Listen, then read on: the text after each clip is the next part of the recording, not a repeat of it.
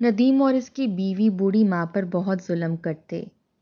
وہ سارا دن باہر سے لکڑیاں کٹھی کر کے لاتی اور انہیں جلا کر روٹی بنا لیتی۔ ایک دن لکڑیوں کا دھواں بہو کی آنکھوں میں پڑا تو اس نے وویلا مچا دیا اور پھر وہ اماں کو گاڑی میں بٹھا کر بولے، آج تمہیں باہر سے کھانا کھلائیں گے، تم اپنی آنکھیں کیوں اندھی کر رہی ہو؟ اور اسے دوسرے شہر ایک ڈھابے پر چھوڑ آئے اور مالک سے کہا کہ اس سے برتن صاف کروا لیا کرنا اور تنخواہ میں لے جاؤں گا۔ جب مہینہ ختم ہوا تو انہوں نے سوچا بچوں کی فیس دینی ہے، چلو اماں کی تنخواہ لے آتے ہیں۔ جیسے ہی وہ بیوی کو لے کر ڈھابے پر پہنچا تو اس کے قدموں تلے سے زمین نکل گئی، کیونکہ بوڑھی ماں کی پتھرائی ہوئی آنکھوں میں جیسے آنسو خشک ہو چکے تھے، چہرہ جھریوں سے بھرا ہوا تھا۔ وہ آئی سی یو کے باہر کوریڈور پر رکھی کرسی پر بے جان وجود کے ساتھ بیٹھی تھی۔ بالوں سے لگ رہا تھا کہ کئی روز سے بال نہیں بنائے۔ پرانے میلے کچیلے کپڑے، وہی سفید پرانی چادر جو کئی جگہ سے مٹی سے اٹ چکی تھی۔ بنا آنکھیں جھپکائے اس بوڑھی عورت کی نظر آئی سی یو کی جانب تھی۔ ہونٹوں میں ہلکی سی جنبش تھی، جیسے کوئی ورد کر رہی ہوں۔ آنکھیں بالکل ویران سی لگ رہی تھیں، لگ رہا تھا کہ سانس بھی گھٹ گھٹ کر نکل رہا ہے۔ جیسے اس بوڑھی عورت نے آنکھیں بند کیں، گزشتہ زندگی اس کے سامنے سے گزرنے لگی۔ آنکھوں میں جلن کا احساس تھا، گرم گرم آنسو آنکھوں سے نکل کر رخسار پر گر رہے تھے، لیکن دل ابھی دعا گو تھا۔ امی، وہ آپ کی بہت خدمت کرے گی، آپ میرا یقین کریں، وہ بہت اچھی لڑکی ہے، میں اس سے بہت محبت کرتا ہوں، پلیز ایک بار آپ اس سے مل کر تو دیکھیں، وہ آپ کو بہت پسند آئے گی۔ ندیم نے زمین پر گھٹنوں کے بل بیٹھ کر ماں کے دونوں ہاتھ پکڑ کر لبوں پر لگاتے ہوئے کہا تھا۔ ندیم کی والدہ نسیمہ بیگم نے کہا کہ بیٹا، تم میرے اکلوتے بیٹے ہو، وہ لڑکی مجھے کچھ تیز ترار سی لگی ہے، تمہارے ساتھ میرے گھر پر آ گئی، بھلا یہ کوئی طریقہ ہے؟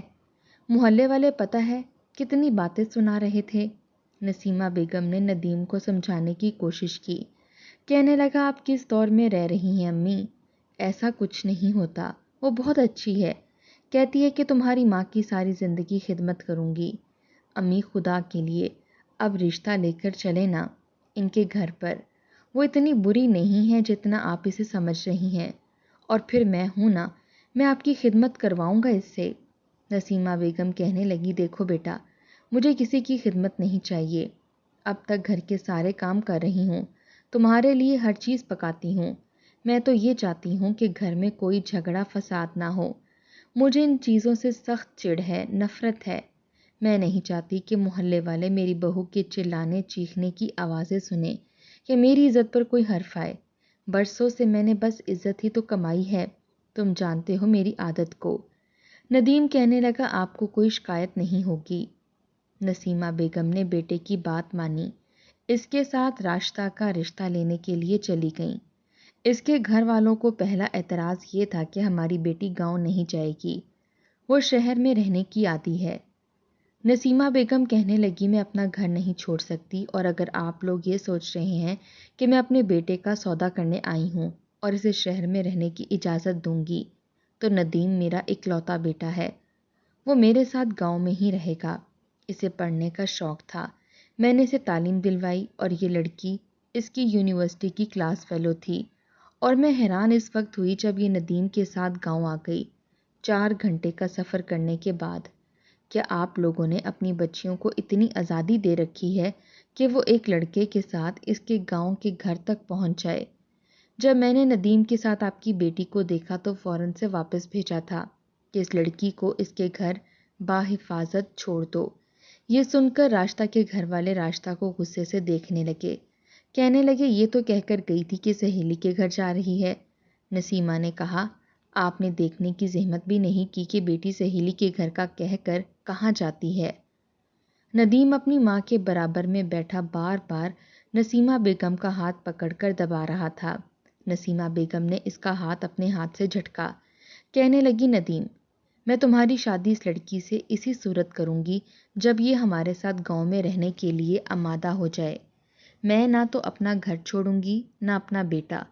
یہ سن کر راشدہ نے بڑی نفرت اور غصے سے نسیمہ بیگم کو دیکھا۔ ندیم کہنے لگا امی بیٹھ کر تسلی سے بات کرتے ہیں، لیکن راشدہ بول پڑی، کہنے لگی میں آپ کے ساتھ گاؤں میں رہنے کے لیے تیار ہوں، مجھے کوئی اعتراض نہیں۔ راشدہ کے گھر والے کہنے لگے بیٹا تم جذباتی فیصلہ کر رہی ہو، ہمیں پتہ ہے تم گاؤں میں ایک دن بھی نہیں گزار سکتی۔ راشدہ کہنے لگی میں ندیم کے بغیر نہیں رہ سکتی، اس کے ساتھ میں کہیں بھی رہ لوں گی، آپ میری فکر نہ کریں۔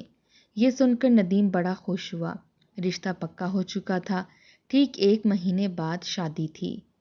نسیمہ بیگم اپنا دل صاف کر چکی تھیں، ایک ہی بیٹا تھا اس لیے انہوں نے اپنے سارے ارمان پورے کیے تھے۔ دھوم دھام سے انہوں نے ندیم کی شادی کی تھی۔ شادی کر کے جب راشدہ کو اپنے گھر لے آئیں اور ندیم کے کمرے میں بٹھایا تو بڑی ناگواری سے وہ کمرے کو دیکھ رہی تھی، حالانکہ کمرہ اتنا چھوٹا نہیں تھا۔ اس کی ماں کا دیا ہوا جہیز کا فرنیچر کمرے میں اچھے طریقے سے آ چکا تھا، لیکن اسی رات اس نے تماشا لگا دیا کہ اس کا دم گھٹ رہا ہے، وہ اس کمرے میں نہیں رہے گی، اسے بڑا کمرہ چاہیے۔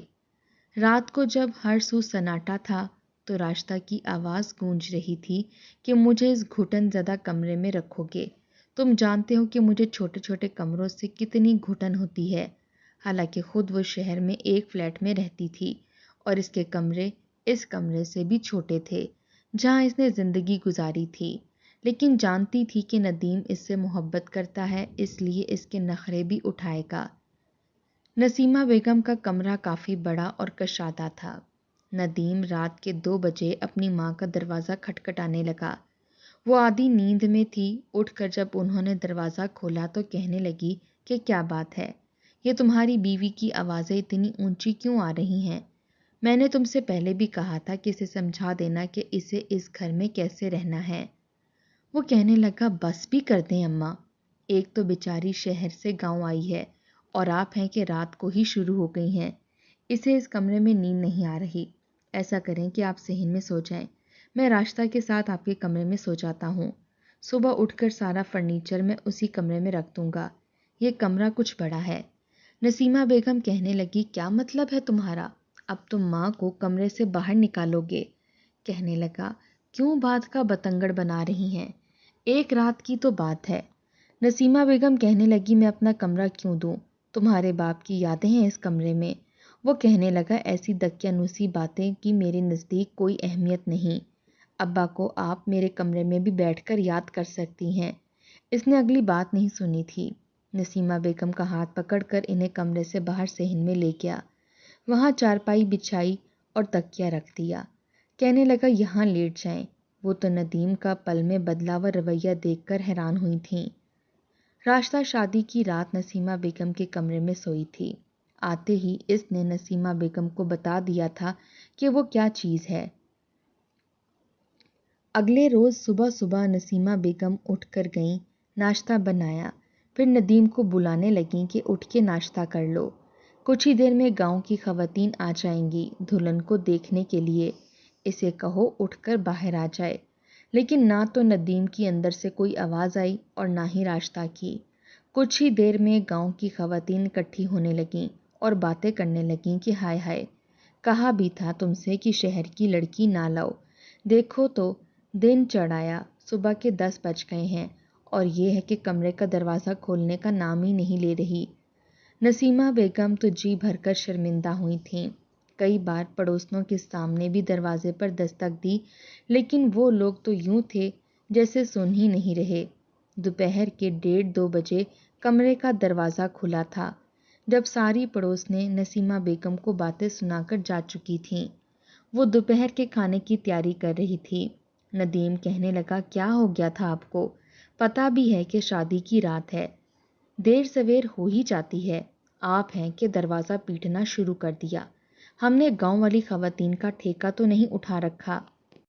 اچھا ایسا کریں چائے بنا دیں، راشدہ کے سر میں بہت درد ہے۔ نسیمہ بیگم کہنے لگی میں تو تمہارے تیور دیکھ کر حیران ہوں بیٹا، ابھی تو اس لڑکی کو آئے ہوئے 24 گھنٹے نہیں ہوئے اور تم مجھے الگ ہی رنگ دکھانے شروع کر رہے ہو۔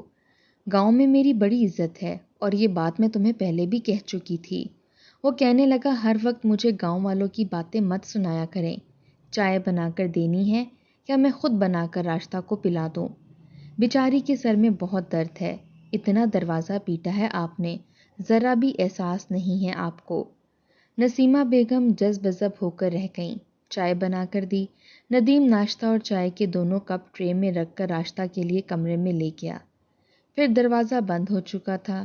شام کو ولیمہ تھا اور ان کے گھر کے بڑے سے صحن میں ہی تھا۔ راشتہ کے گھر والے بھی آ گئے، گاؤں کے لوگ بھی اکٹھے ہو چکے تھے۔ وہ دلہن بن کر صحن میں رکھی کرسی پر بیٹھ گئی۔ ناگواری سے اس نے منہ سجا رکھا تھا، جیسے گاؤں کی عورتیں نہ ہو گئیں، کوئی اور ہی مخلوق ہو گئیں۔ ان کے سامنے بہت نخرے دکھا رہی تھی، جیسے کہ پتہ نہیں کتنے امیر باپ کی بیٹی ہے۔ بہرحال گاؤں کی خواتین نے اسے سلامی بھی دی، وہ پیسے پرس میں رکھتی گئی۔ ولیمے کی رسم بھی ادا ہو گئی۔ اگلی صبح بھی راشتہ 2 بجے سے پہلے نہیں اٹھی تھی۔ شادی کے 4 دن گزر گئے، لیکن ان کی روٹین بہت الگ تھی۔ ندیم نے اپنے کمرے میں نسیمہ بیگم کا سامان رکھ دیا اور ان کا بڑا کمرہ خود اپنے پاس رکھ لیا۔ اس بات پر بھی نسیمہ بیگم نے کچھ نہیں کہا کہ چلو کوئی بات نہیں، جس میں بیٹے کی خوشی، اسی میں ہی خوش رہنا چاہیے۔ جوانی میں ہی ان کے شوہر کا انتقال ہو گیا تھا، تب ندیم بس 10 سال کا تھا۔ وہ جوان تھی، خوبصورت تھی۔ شوہر کو شوگر ہوئی اور پہلے ڈاکٹر نے پاؤں کٹوایا اور وہ معذور ہو گیا۔ تب سے نسیمہ بیگم نے سلائی مشین سنبھال لی تھی، شوہر کا علاج کروانے لگی۔ ندیم کو اچھے اسکول میں پڑھایا تاکہ اسے اچھی نوکری مل سکے۔ دن رات ایک کر کے شوہر کی بہت خدمت کی، لیکن شوگر بڑھتی ہی چلی گئی، یہاں تک کہ اس کے شوہر کی جان لے گئی۔ نسیمہ بیگم بہت روئی تھی، لیکن اپنے دل کو ندیم کی خاطر سمجھا لیا۔ لوگوں نے بہت کہا کہ ابھی تم جوان جہان ہو، گھر اپنا ہے، بیٹے کا کیا ہے، اس کے چاچا ہیں، تایا ہیں، کسی کے حوالے کر دو اور اپنی زندگی شروع کر لو۔ لیکن نسیمہ بیگم نے انکار کر دیا کہ میرے بچے سے اس کا باپ تو چھن چکا ہے، میں ماں کی ممتا سے بھی اسے محروم کر دوں؟ میں پتھر کی تھوڑی ہوں، میں اپنے بیٹے کی خاطر ساری زندگی یوں ہی گزار لوں گی۔ انہی دنوں نسیمہ بیگم کا کزن شاکر ان سے ملنے آیا، جو نسیمہ کی شادی سے پہلے بھی اس کے لیے رشتہ مانگ رہا تھا، لیکن اس وقت تک نسیمہ بیگم کا رشتہ ندیم کے والد فرقان صاحب سے طے ہو چکا تھا۔ اسے دیکھ کر نسیمہ بیگم کہنے لگی، آپ یہاں کیوں آئے ہیں؟ وہ کہنے لگا کہ میں بچپن سے تمہیں پسند کرتا تھا، لیکن جب رشتہ مانگنے کے قابل اپنے آپ کو سمجھا تب تک تمہارا رشتہ فرقان سے طے ہو چکا تھا، لیکن آج بھی میں نے شادی نہیں کی۔ میں اب بھی تم سے محبت کرتا ہوں، تم سے شادی کرنا چاہتا ہوں، لیکن نسیمہ بیگم نے انکار کر دیا۔ اس وقت ندیم ماتھے پر بل ڈالے شاکر صاحب کو دیکھ رہا تھا، بہت غصے سے، بہت نفرت سے۔ نسیمہ بیگم بیٹے کی نظریں جان چکی تھیں کہ وہ کبھی بھی اپنے باپ کی جگہ کسی اور کو نہیں دے گا۔ شاکر صاحب کہنے لگے، نسیمہ دیکھو، جذبات میں آ کر فیصلہ نہ کرو، تم اکیلی زندگی نہیں گزار سکتی۔ ارے بیٹے کا کیا ہے، پل میں بڑے ہو جاتے ہیں، اور میں اسے باپ کی محبت دوں گا۔ لیکن ندیم کہنے لگا کہ میں اپنے باپ کی جگہ کسی کو نہیں دوں گا۔ اماں، آپ کسی سے شادی نہیں کریں گی۔ ندیم نے غصے سے بات کی تھی۔ شاکر صاحب کہنے لگے، نسیمہ اپنے بارے میں سوچو، کل کو یہی بیٹا تمہیں بے آسرا چھوڑ جائے گا۔ لیکن نسیمہ بیگم کہنے لگی، نہیں، یہ میرا بیٹا ہے، مجھے کبھی چھوڑ کر نہیں جائے گا۔ میں اپنے بیٹے کو ذہنی مریض نہیں بنا سکتی، وہ کسی کو بھی اپنے باپ کی جگہ برداشت نہیں کر سکتا۔ شاکر صاحب نے بہت سمجھایا کہ میں تمہیں محبت دوں گا، عزت دوں گا، بیٹے کا کیا ہے، وہ آہستہ آہستہ سمجھ جائے گا، مجھے باپ قبول کر لے گا۔ ابھی تازہ تازہ زخم ہے، اس لیے ایسا کر رہا ہے۔ تم کہو تو میں چند مہینے یا 1 سال تک اور انتظار کر لیتا ہوں۔ لیکن نسیمہ بیگم نہیں مانی، کہنے لگی، اپنے بیٹے سے بڑھ کر میرے لیے کوئی چیز نہیں ہے، میں کسی اور سے شادی نہیں کروں گی۔ وہ کہنے لگا، تو اپنا گزر بسر کیسے کرو گی؟ وہ کہنے لگی، کپڑے سلائی کر کے گاؤں کے بہت سے لوگ میری مدد کرتے ہیں، اپنے کپڑے مجھ سے سلواتے ہیں، اتنے پیسے تو ہو ہی جاتے ہیں کہ ندیم کی اور میرے اخراجات پورے ہو جائیں۔ جب سب لوگ میرا ساتھ دے رہے ہیں تو میں اپنے بیٹے پر سوتیلا باپ کیوں لاؤں؟ شاکر صاحب کہنے لگے کہ ہر سوتیلا باپ ظالم نہیں ہوتا، میں اس کے ساتھ سگے باپ سے بڑھ کر رہوں گا، اس کی خاطر جو ہو سکے گا وہ کروں گا۔ لیکن نسیمہ بیگم نے ندیم کی خاطر صاف انکار کر دیا۔ شاکر صاحب وہاں سے چلے گئے، لیکن کہنے لگے میں پھر آؤں گا، ٹھنڈے دماغ سے سوچو۔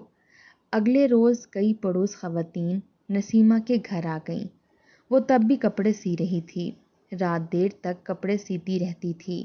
کبھی کبھی تو کمر میں اتنی شدید درد اٹھتی کہ ایک ہاتھ سے کمر پکڑ لیتی، لیکن پھر بھی کپڑے سیتی رہتی، کیونکہ ضروریات زندگی بڑھنے لگی تھیں، سب کچھ خود کرنا تھا۔ پڑوس کی خواتین اسے سمجھانے لگیں کہ شاکر کا رشتہ قبول کر لو، جذبات میں آ کر غلط فیصلہ کر رہی ہو، ارے بیٹا پل جاتا ہے، اور شاکر کی عادت اچھی ہے۔ شاکر صاحب نے ہی پڑوس کے معزز لوگوں سے بات کی تھی کہ اپنی بیویوں سے کہیں کہ جا کر نسیمہ کو عقل دے، زندگی یوں نہیں گزرے گی۔ لیکن نسیمہ بیگم کا اقرار میں کبھی بھی تبدیل نہیں ہوا، حالانکہ دل میں کہیں نہ کہیں شاکر کے لیے نرم گوشہ موجود تھا۔ پسند وہ بھی شاکر کو کرتی تھیں، وہ ان کا چچا زاد تھا۔ جب بھی گھر آتا تھا تو نسیمہ کے لیے الگ سے چوڑیاں اور چیزیں لاتا تھا۔ وہ جانتی تھی کہ وہ اسے پسند کرتا ہے، لیکن یہ اس دور کی بات ہے جب بیٹیاں ماں باپ کے سامنے اپنی پسند کا ذکر نہیں کرتی تھیں۔ جہاں باپ رشتہ طے کر دیتا تھا، چپ چاپ اپنی زندگی وہیں گزار لیتی تھیں۔ لیکن اب تو وقت بدل چکا تھا، وہ چاہتی تو شاکر کا ساتھ قبول کر لیتی۔ ندیم اس وقت چھوٹا تھا، ان کا کیا کر لیتا، لیکن وہ نہیں چاہتی تھی کہ بیٹا ذہنی اذیت میں مبتلا ہو جائے، اس لیے اپنے بیٹے کو ترجیح دی۔ تب تو وہ بھی بڑے بڑے دعوے کرتا تھا کہ اماں میں محنت کروں گا، مزدوری کروں گا، کچھ بھی کروں گا، آپ کو کما کر دوں گا، لیکن خدا کے لیے مجھ پر سوتیلا باپ مت لائیں۔ وہ روتا تھا اور نسیمہ بیگم اسے سینے سے لگاتی تھیں، اس کے آنسو صاف کرتی، کہتی نہیں کروں گی۔ 1 سال تک شاکر صاحب نسیمہ کی منت سماجت کرتے رہے، پھر ہمیشہ کے لیے سعودیہ چلے گئے۔ وہاں جا کر انہوں نے شادی بھی کر لی۔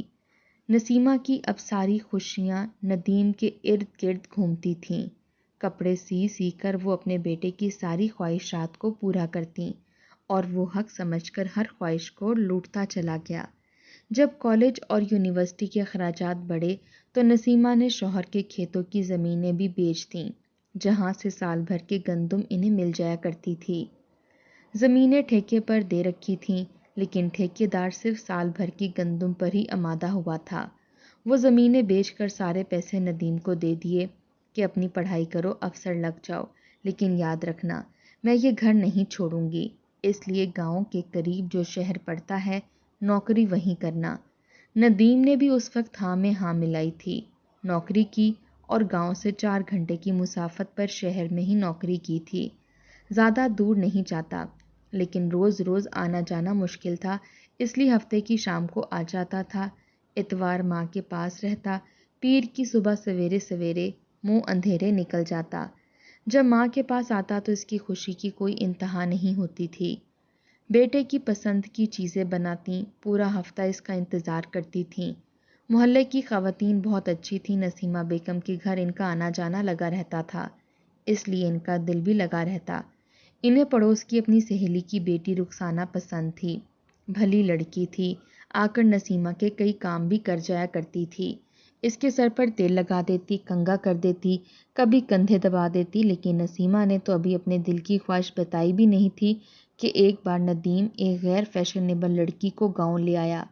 اسے دیکھ کر تو نسیمہ بیگم کے ہوش اڑے تھے کہ محلے والے تو اس سے 100 سوال کریں گے۔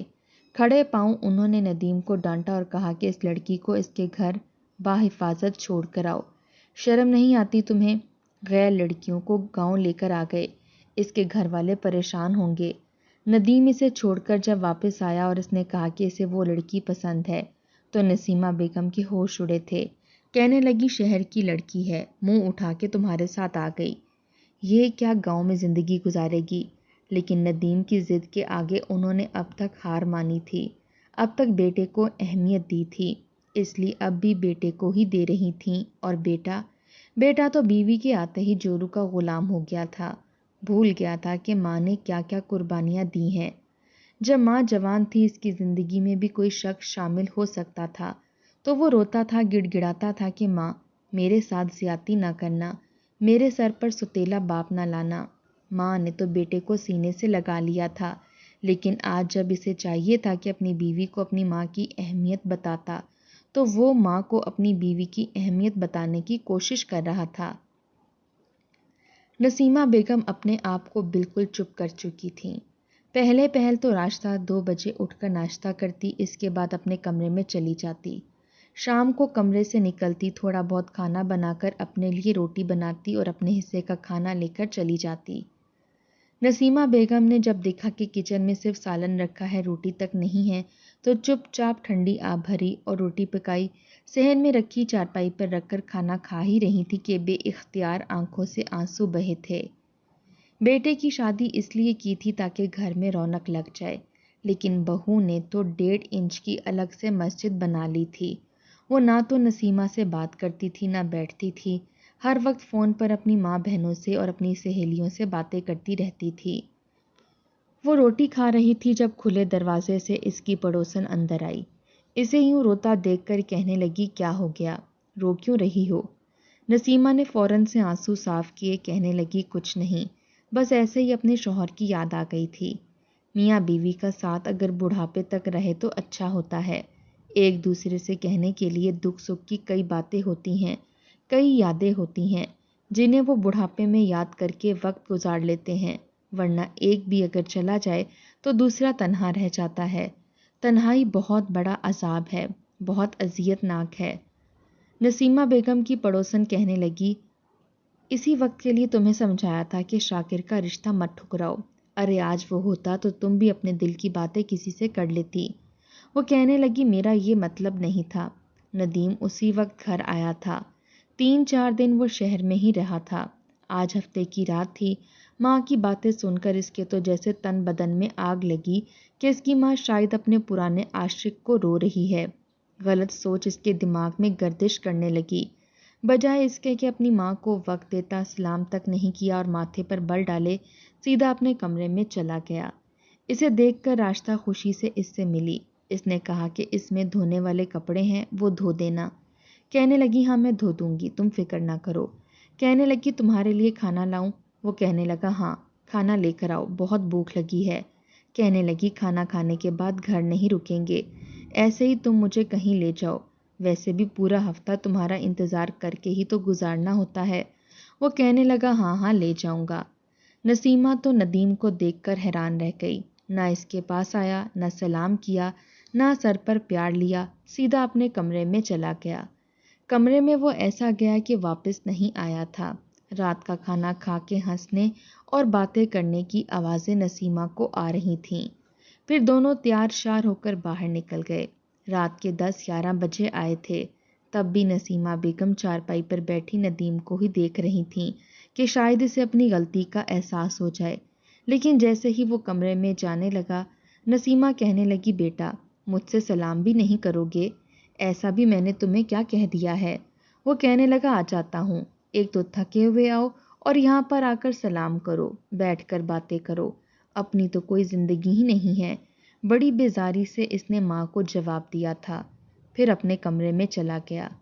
صبح وہی 12-1 بجے اٹھ کر آیا، تب تک نسیمہ کھانا بنا رہی تھی۔ بیٹے کی پسند کا بادام کا حلوہ بھی بنایا، کھانا بھی بنایا، لیکن بیٹے نے کسی چیز کو ہاتھ تک نہیں لگایا۔ کہنے لگا، اماں میں راستہ کو شہر چھوڑنے جا رہا ہوں، 1 ہفتہ وہ اپنی ماں کے پاس رہنا چاہتی ہے۔ اگلے ہفتے آؤں گا تو اس کو بھی ساتھ لے کر آ جاؤں گا۔ یہ سن کر نسیمہ کا تو جیسے دل بجھ کر رہ گیا۔ کہنے لگی، اچھا بیٹا چلے جانا، کھانا تو کھاؤ، میں نے تو تمہاری پسند کا کھانا بنایا ہے، ساتھ بادام کا حلوہ ہے۔ وہ کہنے لگا، نہیں میں نہیں کھا رہا، بس نکل جائے گی آپ کھا لیں۔ یہ کہہ کر اس نے راستہ کو آواز دی، وہ اپنا بیگ لے کر باہر آ گئی۔ اس کی تیاری سے لگ نہیں رہا تھا کہ 8 دن بعد لوٹ آئے گی۔ اس نے نہ نسیمہ بیگم سے سلام کیا، نہ یہ کہا کہ میں جا رہی ہوں، بس سیدھی گھر سے باہر نکل گئی۔ 15 دن بعد بہو بیٹا واپس آئے تھے۔ آتے ہی ندیم نے بس سلام کرنے کی زحمت کی تھی اور راشدہ نے تو یہ بھی نہیں کی، سیدھا کمرے میں چلی گئی۔ ان دنوں گاؤں میں پیچھے سے حکومت نے گیس بند کر دی۔ وہ بےحد پریشان تھی، اس لیے پڑوس کے لڑکے سے لکڑیاں منگوا کر اس نے کچے صحن کے کونے میں ہی مٹی کا ایک چولہا بنا لیا تھا۔ وہیں پر روٹی بنا رہی تھی، پسینے سے بے حال ہو چکی تھی۔ ندیم نے جب ماں کو یوں لکڑیوں پر توا رکھ کر روٹی پکاتے دیکھا تو کہنے لگا کیا بات ہے؟ وہ کہنے لگی گیس کٹ گئی ہے اور کچھ پتہ نہیں کہ کب واپس آئے گی۔ وہ کہنے لگا تو سلنڈر بھروا لینا تھا، یا بس سارے کام میرے لیے چھوڑ رکھے ہیں؟ اس بار نسیمہ کا صبر جواب دے گیا، کہنے لگی بیٹا تمہیں یہ بھی اندازہ ہے کہ تم مجھے خرچہ دے کر نہیں گئے تھے۔ 15 دن سے میں کیسے گزر بسر کر رہی ہوں یہ میں جانتی ہوں۔ سلنڈر بھروانے کے لیے بھی پیسوں کی ضرورت پڑتی ہے۔ ندیم کچھ شرمندہ سا ہوا تھا، پھر سلنڈر لے کر گیا، گیس بھروائی، باورچی خانے میں رکھا۔ کہنے لگا ہم لوگ تھکے ہوئے آئے ہیں، ہمارے لیے بھی روٹی بنا دیں۔ نسیمہ نے بہو اور بیٹے کے لیے بھی روٹی بنا دی۔ کھانا کھانے کے بعد راشدہ نے چائے پی اور لمبی تان کر سو گئی۔ شہر میں گھوم پھر کر آئے تھے، تفریح کر کے آئے تھے۔ راشدہ نے شروع سے ہی نسیمہ کو کبھی ساس کی اہمیت نہیں دی، خدمت تو بہت دور کی بات تھی۔ نسیمہ نے رات کو ندیم سے بات کی کہ دیکھو بیٹا، تم نے اپنی مرضی سے شادی کرنا چاہی، میں نے کر دی، بس یہی ایک شرط رکھی تھی نا کہ تم یہاں میرے پاس رہو، بہو یہاں رہے، اور یہ شرط کیوں رکھی تھی؟ تاکہ میں تنہائی کا شکار نہ ہو جاؤں۔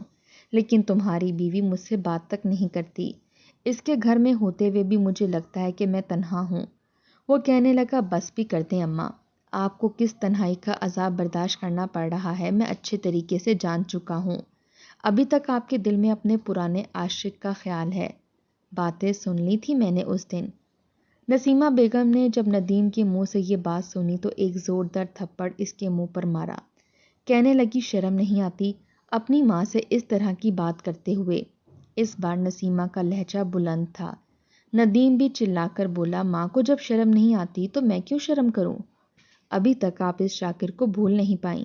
امی آپ کو شرم آنی چاہیے، اس عمر میں آپ کو اپنا پرانا عاشق یاد آ رہا ہے۔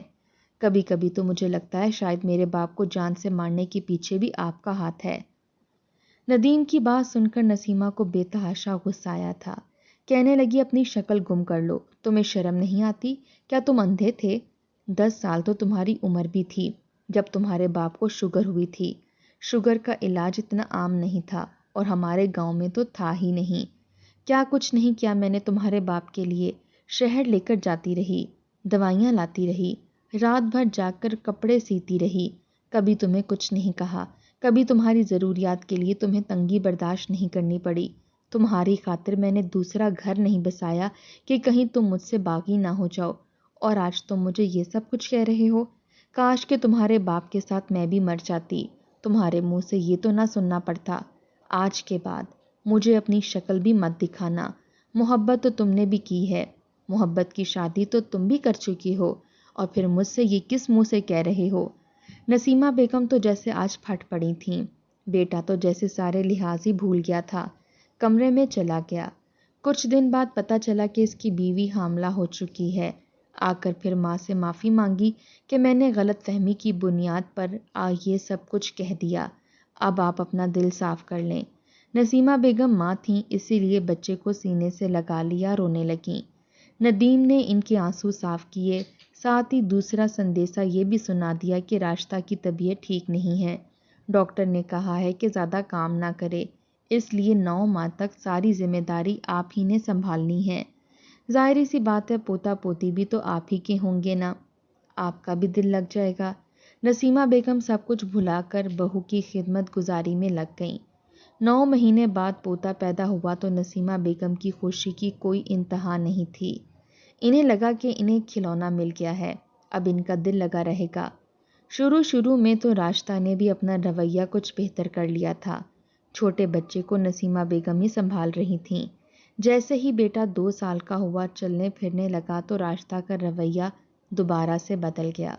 اب وہ اپنے بیٹے کو نسیمہ بیگم کے پاس بیٹھنے تک نہیں دیتی تھی، کہتی تھی میرا بچہ ہے، میں اسے گاؤں والوں کی طرح جاہل گوار نہیں بناؤں گی، اور آپ کے اندر تو ساری کی ساری عادتیں ہی گواروں والی ہیں۔ اپنا مطلب پورا ہونے کے بعد راشدہ نے آنکھیں سر پر رکھی تھیں۔ ندیم کا رویہ بھی ماں سے بدل چکا تھا، کیونکہ بیٹا اب چلنے پھرنے لگا تھا، نسیمہ بیگم کو راشدہ پر بہت دکھ ہوا اور اپنے بیٹے کے بدلتے ہوئے رویے پر بھی بہت افسوس ہوتا تھا۔ وہ بہو سے کیا شکوہ کرتی جب بیٹا ہی اس کا ساتھ نہ دیتا تھا اور ماں کو اہمیت نہیں دیتا تھا۔ پہلی بار نسیمہ بیگم کو اس وقت تکلیف ہوئی جب اس کے پوتے نے انہیں گالی دی اور گالی دے کر پکارا۔ یہ سن کر تو نسیمہ بیگم کی برداشت ختم ہو گئی۔ انہوں نے اپنا کھانا پینا الگ کر لیا، دوبارہ سے کپڑے سلائی کرنے لگیں، اسی سے اپنا راشن منگوا لیتیں، کچے مٹی کے صحن میں بنے ہوئے چولہے میں لکڑیاں اکٹھی کر کے کھانا پکاتیں، اپنے لیے روٹی بناتیں۔ ایک بار وہ روٹی بنا رہی تھیں جب راشدہ انہیں باتیں سنانے لگیں کہ آپ زمین پر بیٹھ کر بناتی ہیں، اگر میرے بچے کے ہاتھ پر گرم کوئلے لگ گئے یا اسے کوئی بھی نقصان پہنچا تو دیکھ لیجیے گا میں کیا کرتی ہوں آپ کے ساتھ، میں سارے لحاظ بھول جاؤں گی۔ نسیمہ بیگم کہنے لگیں، پہلے کون سا تم لحاظ میں رہتی ہو جو تم لحاظ بھول جاؤ گی؟ وہ میرا بھی پوتا ہے اور مجھے اس سے پیار ہے، تم اسے جتنا مرضی مجھ سے دور رکھ لو، اسے میرے بارے میں جو چاہے سکھا لو، لیکن پھر بھی میرے دل میں ندیم کی اور اس کے بیٹے کی محبت کو ختم نہیں کر سکتی۔ میں اس کا تم سے زیادہ خیال رکھتی ہوں۔ کھانا بنانے کے بعد وہ فوراً سے پتیلی کو بھی دھو دیتی ہوں تاکہ گرم پتیلی بچی کو نہ لگ جائے، اور لکڑیوں پر بھی پانی پھینک دیتی ہوں تاکہ پوتے کے ہاتھ پر نہ لگ جائے۔ لیکن ایک بار وہ کھانا پکا رہی تھی کہ ہوا بہت تیزی سے چلنے لگی۔ اسی وقت صحن میں راشدہ بیٹھی دال صاف کر رہی تھی۔ وہ کچن میں سلنڈر پر کھانا بناتی تھی۔ اسی وقت ایسا ہوا کہ راشدہ کی آنکھ میں جلتی ہوئی چنگاری لگ گئی، حالانکہ آنکھ کے اوپری حصے پر لگی تھی، لیکن اس نے وویلا سا مچا دیا کہ میری آنکھ جلا دی، میری آنکھ اندھی کر دی۔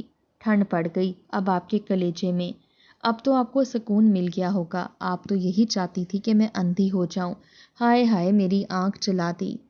نسیمہ بیگم یہ سن کر خود پریشان ہو گئی، فٹافٹ سے اس کے پاس آئیں اور کہنے لگی، بیٹا میں نے جان بوجھ کے نہیں کیا، مجھے بتاؤ کیا ہوا ہے؟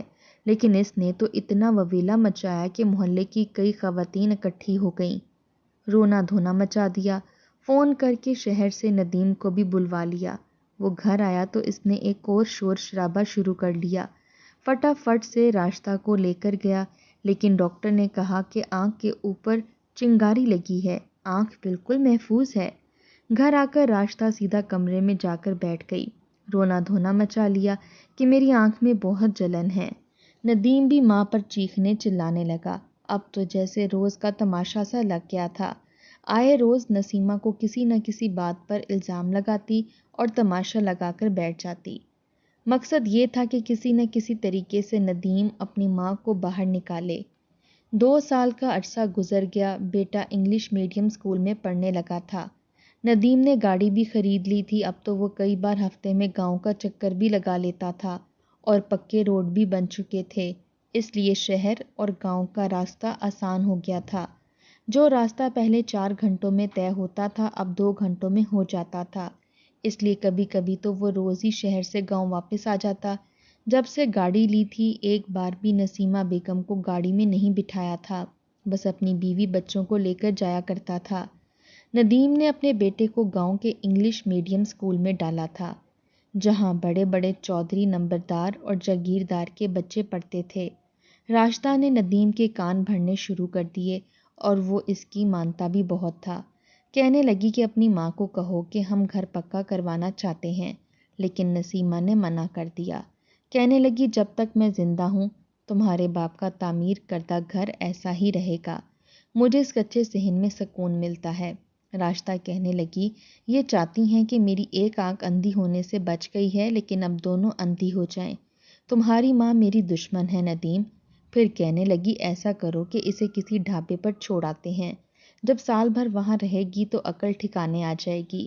یہ سن کر ندیم نے بھی بیوی کی تائید کی اور کہنے لگا اماں آج کھانا نہ بنائیں، میں آپ کو ہوٹل میں کھانا کھلانے لے جاتا ہوں۔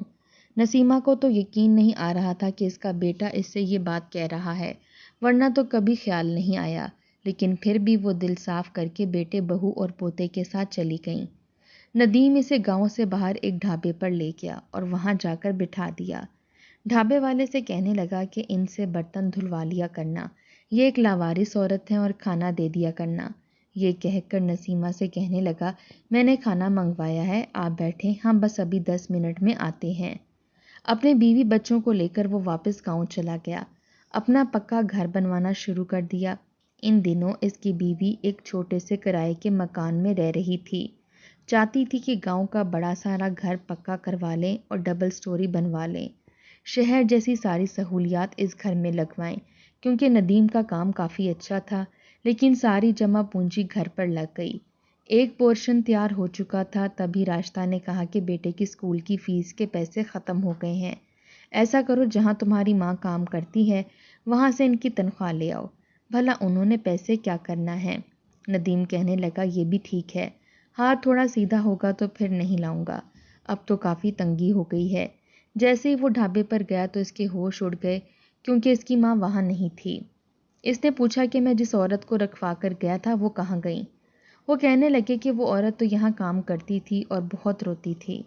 ایک بار ایک بہت امیر آدمی آیا جو کافی امیر تھا، وہ اس عورت کو لے کر چلا گیا اور کافی عمر کا بھی تھا، اور یہ اپنا پتہ دے کر گیا ہے کہ اگر اس عورت کا بیٹا اسے لینے آئے تو یہ پتہ دے دینا۔ جب ندیم اس پتے پر گیا تو وہ ایک بہت بڑا بنگلہ تھا جو شہر میں تھا۔ اس کو حیرت ہوئی کہ ایسا کون ہے جو اس کی ماں کو اتنے بڑے بنگلے میں لے گیا۔ اس نے چوکیدار سے کہا کہ میں نسیمہ بیگم کا بیٹا ہوں۔ اس نے دروازہ کھول دیا۔ جب اندر گیا تو اس کے ہوش اڑ کر رہ گئے، کیونکہ اندر شاکر صاحب تھے جن کی بیوی کا انتقال ہو چکا تھا اور ان کی کوئی اولاد بھی نہ تھی۔